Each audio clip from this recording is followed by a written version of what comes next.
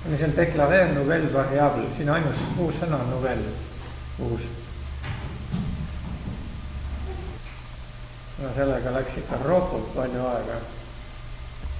Siia teen teise kasti. Oletame, et see on A ja see on B. A kasti sees on, kelle me paneme siia kasti? Kes tahab kasti saada? Kristina tõstis käe esimesena. Kelle me B-kasti paneme? Järgmisena tõstis käe Camilla. Õigemini 2 kätt. Ja nüüd me tahame ära vahetada. Tahame, et Camilla läheks sinna kasti, kus Kristina parasjagu istub ja et Kristina läheks sinna kasti, kus Camilla parasjagu on. Nad korraga ei mahu sinna. See kast on nii väike lihtsalt. Nüüd kui me lihtsalt ütleme, et A võrdub B, siis Camilla läheb siia, lööb lihtsalt Kristina minema sealt ja korras. Päris maailmas sellist olukorda nüüd juhtuda ei saa, sellepärast et Camilla on nüüd nagu 2 kastis korraga ja Kristina on täitsa kadunud. See oli siis, kui A võrdub B. Ja kui me ütleme nüüd B võrdub A, siis me ütleme, et B kastis on sama sisu, mis on A kastis ehk Camilla ja tulemus ongi see, et meil on mõlemas kastis Camilla. Ja sellepärast oli meil vaja seda vahemuutujat C. Et me peame tekitama ühe sellise vahepealse kasti, et kõigepealt nihutame Kristina siia kasti. Nüüd väärtuste mõttes on ta veel mõlemas. Siis see on siis see C võrdub A. Seejärel nihutame Camilla sinna kasti, kus Kristina enne oli. See on, et A võrdub B. Ja sinna, kus Camilla enne oli, paneme nüüd sealt ajutisest kastist Kristina, see on B võrdub C. Kuidas panna kaelkirjakut külmkappi? Teed ukse lahti, paned kaelkirjaku sisse ja paned ukse kinni, muidugi. Ja keegi pole öelnud, kui suur see kaelkirjak on ja kui suur see külmkapp on. On elevanti külmkappi.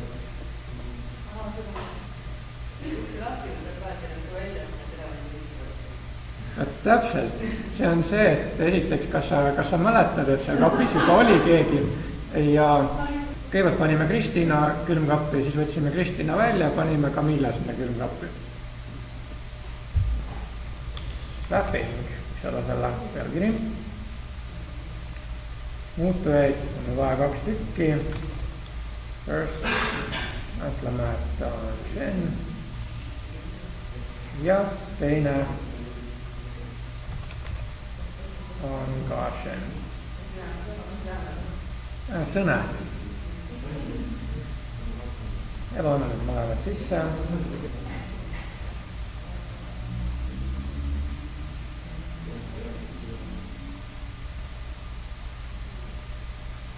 Ja on vaja seda kolmandat. Temporary.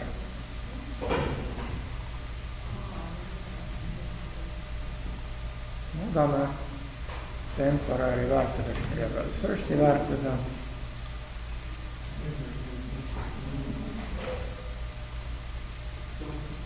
Nüüd paneme firsti väärtuseks secondi väärtuse ja lõpuks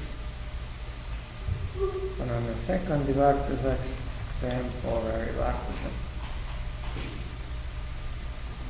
Ja kuvame välja.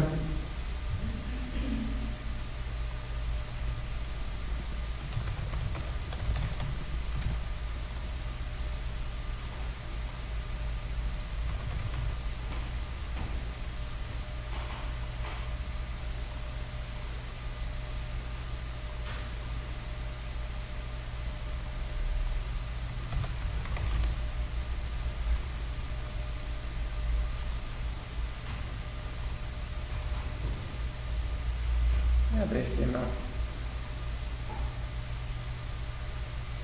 Siin oli Kristina, esimene. Teine oli Camilla. Ja tulemus on see, et first on Camilla, second on Kristina. Järgnevalt oli vaja teha see asi niimoodi, et me näeksime veebilehel ka.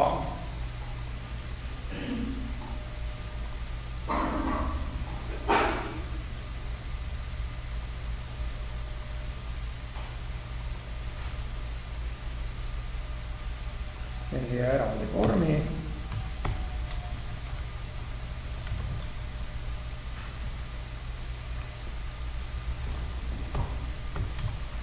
Koos 2 elemendiga.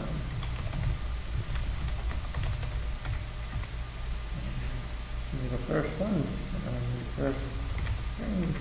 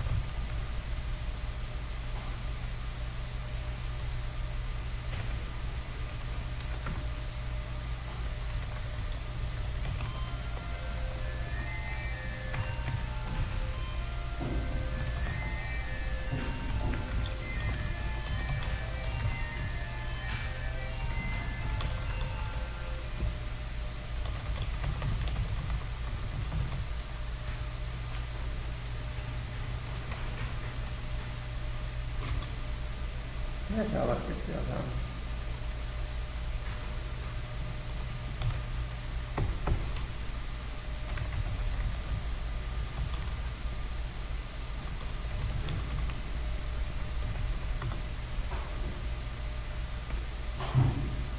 Siin me saame muidugi lihtsamini teha, ma ei tea, seda ajutist muutujat vajast, meil juba on ajutist muutujat.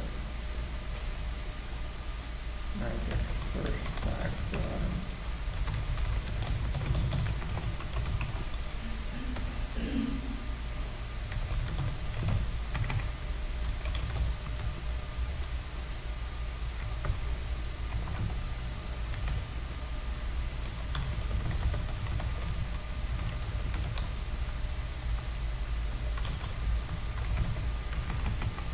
Kommentaari juurde.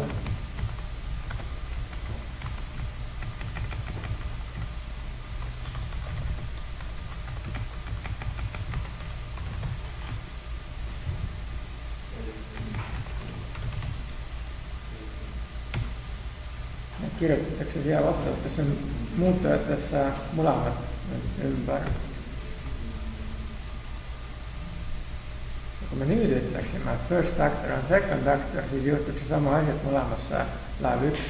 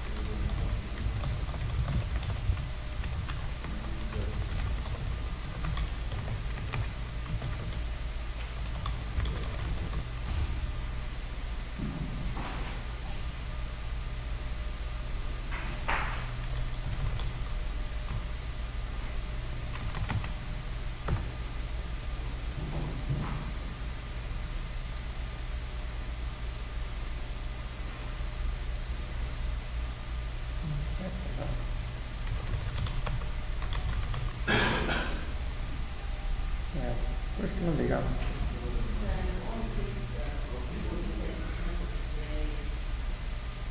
Õige, praegu me ütleme lihtsalt, et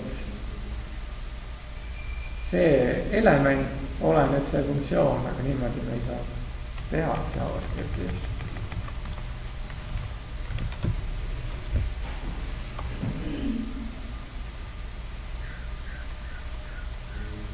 vaatame nüüd edasi, kuidas me saame seda funktsiooni üldistada.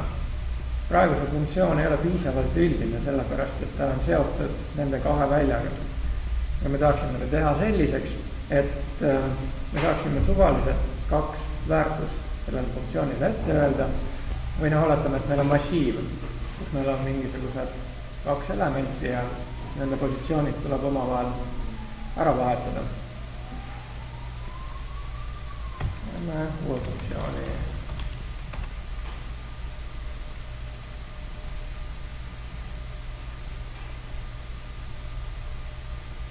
Second kaksiselt parameetr.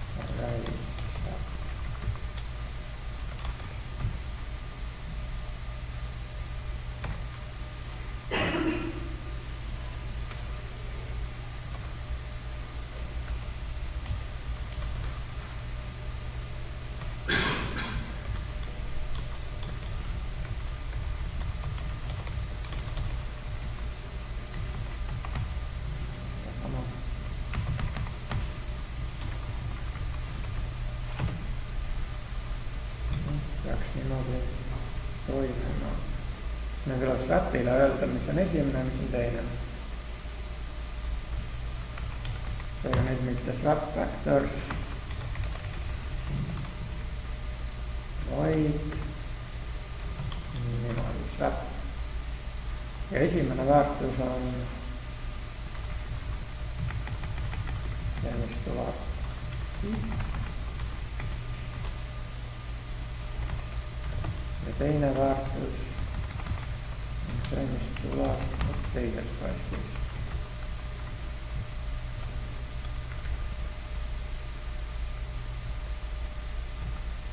Ja see väljastab massiivi.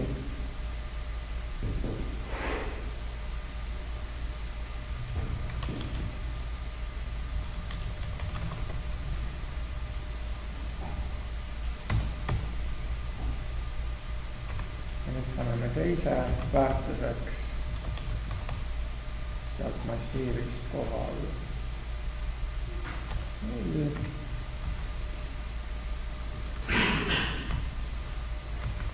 On nüüd järjest niimoodi välja lõpetanud meil üks.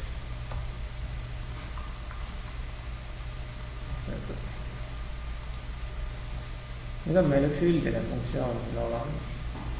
Swap.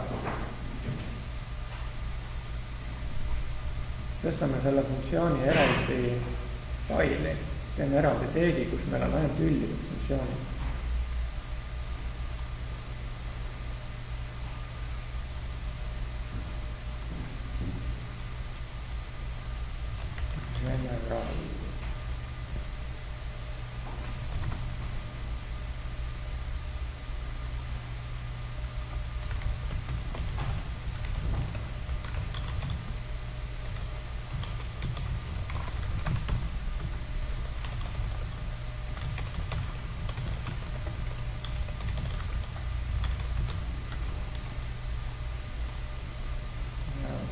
Swap'isi välja.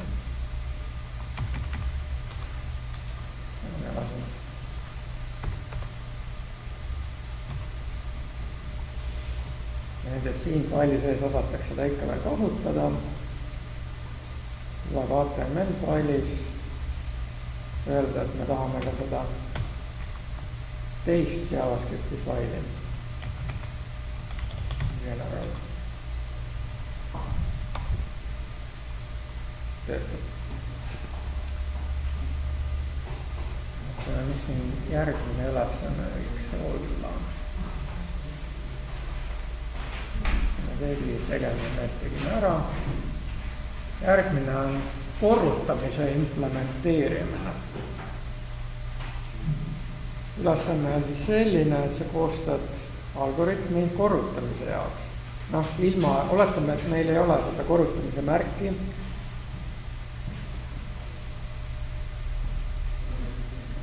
Annad ette 2 arvu, need küsitakse kasutajalt ja tulemus peab olema nende arvude korrutus, ilma korrutamismärki kasutamata.